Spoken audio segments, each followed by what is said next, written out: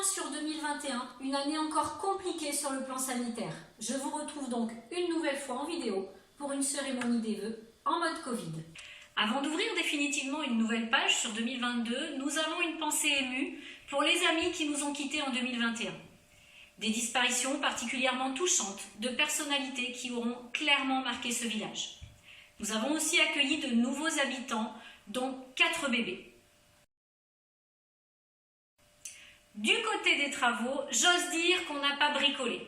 Francis Sauvadet et toute son équipe, Pascal Lamiran, Joao Pereira, Laurent Brett et Nicolas Lassagne ont suivi divers chantiers.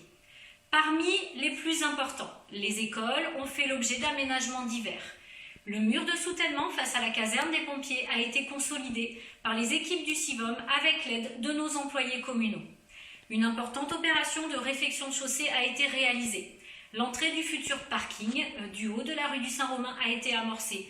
Plusieurs dispositifs de protection et de canalisation des eaux ont été implantés pour lutter contre le ruissellement et protéger principalement les entrées d'habitation lors des phénomènes les plus violents.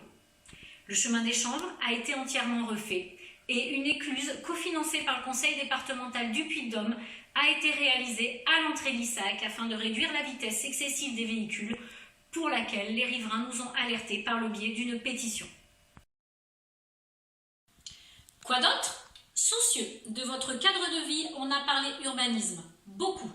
La commission urbanisme fonctionne à plein régime. Elle prend connaissance de tous les dossiers soumis par les habitants avant transmission au service instructeur du Grand Clermont. Ce travail, je sais qu'il est souvent impopulaire et pourtant, il est nécessaire pour préserver le bien vivre, le vôtre en premier lieu.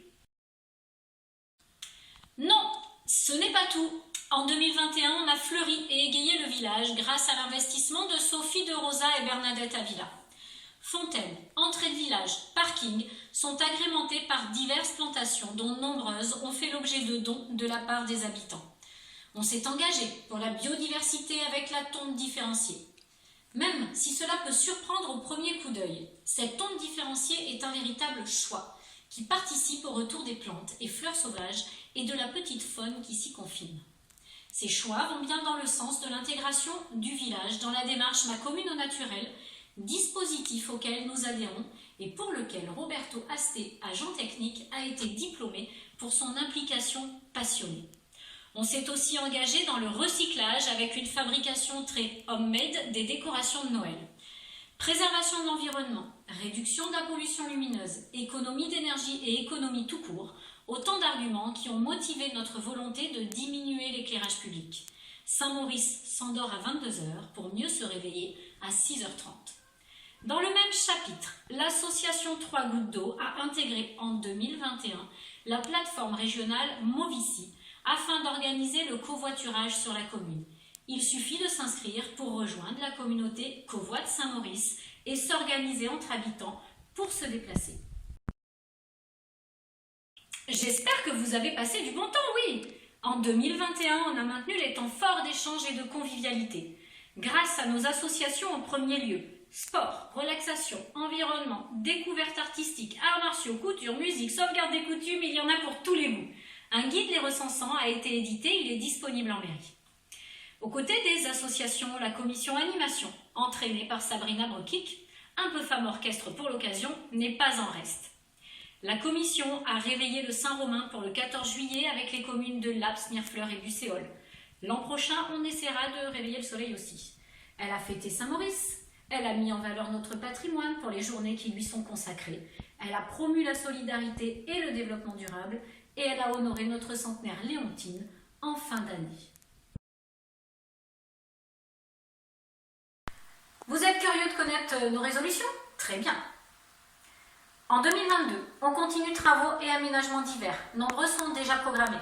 La réfection du mur de soutènement sur le parking de la rue de l'École à Saint-Maurice, qui par jugement est principalement à la charge de la commune. Les aménagements pour limiter le ruissellement des eaux. Il est prévu également la réfection du chemin du Pré-Monsieur, qui accuse d'importantes dégradations. L'aménagement d'un parking au pont de la Guelle. Et la seconde écluse, à l'entrée du village, en venant de Benot. Sont à l'étude également l'implantation de plusieurs passages piétonniers surélevés dans la traversée du village. Ces travaux seront réalisés en fonction des urgences qui, par définition, sont imprévues et aussi, en fonction de l'État, des finances locales. En 2022, on continue de gérer nos finances avec rigueur. Ça, c'est un exercice d'équilibriste dévolu à notre adjoint aux finances Philippe Pereira. La commission de stratégie financière examine dans le détail les différentes dépenses afin de mettre en œuvre les leviers nécessaires pour améliorer le quotidien et la situation financière annuelle de la commune. En 2022, on continue à préserver et réhabiliter le patrimoine et à embellir notre environnement. En 2022, on finalise le PLUI qui va profondément modifier le développement de nos communes et conditionner notre cadre de vie à long terme. En 2022, on amorce tout un travail de préservation et de reconnaissance des richesses de notre territoire, que ce soit le site de Sainte-Marguerite ou encore le Saint-Romain. Ce projet est piloté par Serge Lavie. En 2022, on continue d'accompagner nos enseignants, nos élèves et leurs familles. Et là, soyons très clairs, ce ne sera pas le plus facile.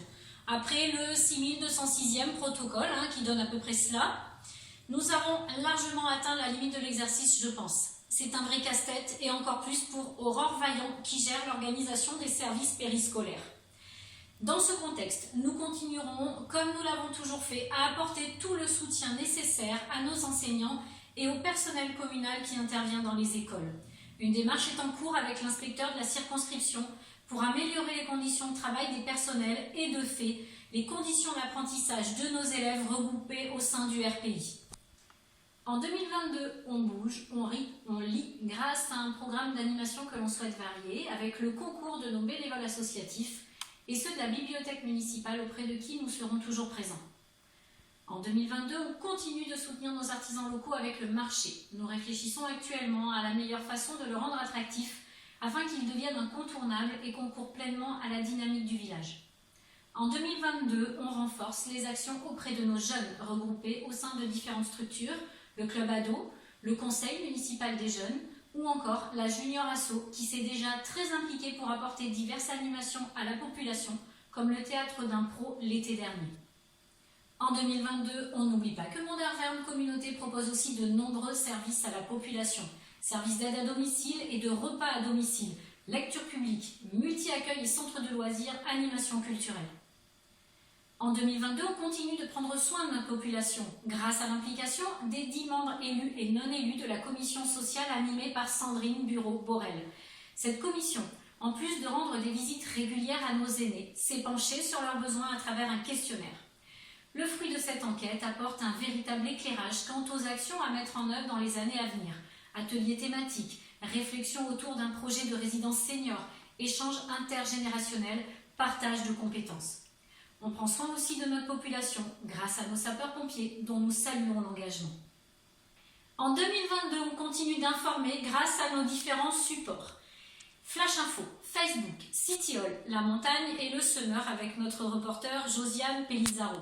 On reste à l'écoute des habitants et on encourage la participation citoyenne à l'image de la réunion de quartier organisée dernièrement sur la place de Saint-Maurice, animée par Fanny Gagnère. Aidez-nous à prendre soin de cette belle commune et de son environnement privilégié. Continuez vos initiatives citoyennes, elles sont nombreuses. Merci à tous d'œuvrer pour le bien commun. Merci aux bénévoles associatifs. Merci aux employés communaux qui sont les premiers artisans de l'action municipale. Et enfin, un grand merci aux élus qui m'accompagnent sans relâche et toujours avec beaucoup d'humour dans cette belle aventure. À vous tous, il me reste à vous souhaiter une belle année 2022.